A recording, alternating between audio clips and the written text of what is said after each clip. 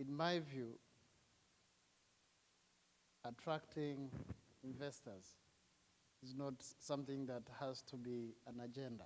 Instead, building an environment that is pro-business, pro-investment is what is our agenda. Because the moment you have the environment attractive enough, the foreign investment will begin flowing in. The investment flow within the region also is one indicator of success, and the opposite may be the case when that is not happening as the indicator. What I want to say is from when we started the integration process to this moment, 10 years down the line, and especially from the time running from 2005 to date, when we entered the customs union, and up to November last year, when we decided to enter into the common market. And now that we are moving towards the monetary union come 2012, we have registered a significant level of investor appetite from out of the region, and in the same way, cross-border movement of investors. I'm happy to be speaking in the presence of some of the investors who are seated on the left and right. They will confirm whether what I'm saying is not right.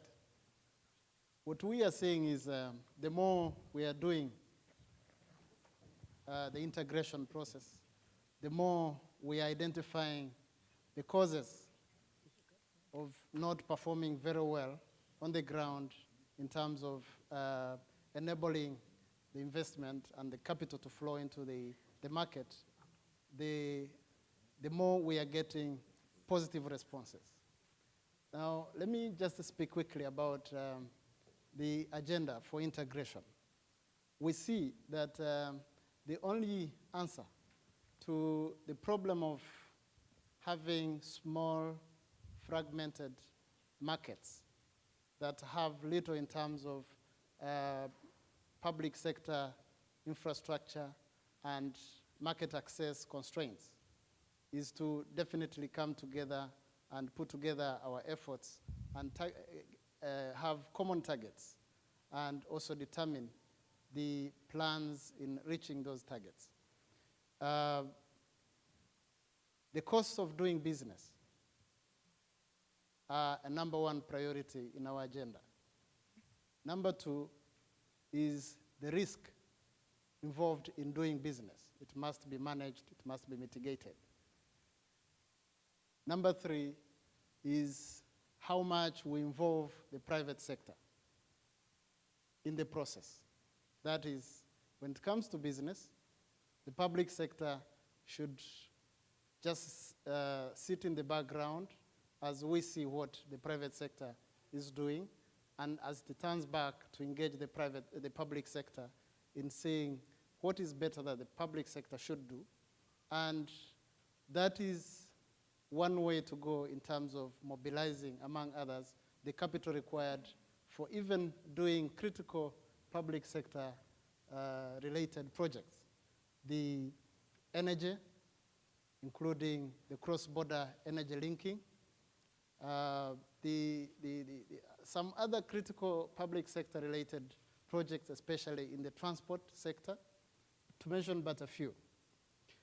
The common market that we are now into, which is running in terms of now putting in place the measures, the practical modalities on the ground, administrative and otherwise, for border management, etc., is one thing that the private sector is impatiently waiting for, to ensure that there is freedom, market freedom, to ensure that the community I'm talking about is indeed a market-centered, a private sector-driven, and a people-centered type of common market. What we are therefore doing is put in place the regulatory framework, have our countries into a process of policy-level convergence and also dealing with common problems together. When we are talking about transport, for example, we need a standard railway network around the region. We've got a master plan. When we are talking about the energy problem, the cost of purchasing energy is still very high. When you compare with Egypt alone, you find that we are somewhere within 0.15 to 19 cents, as compared to Egypt that is having, is now around 0.05 cents per kilowatt hour.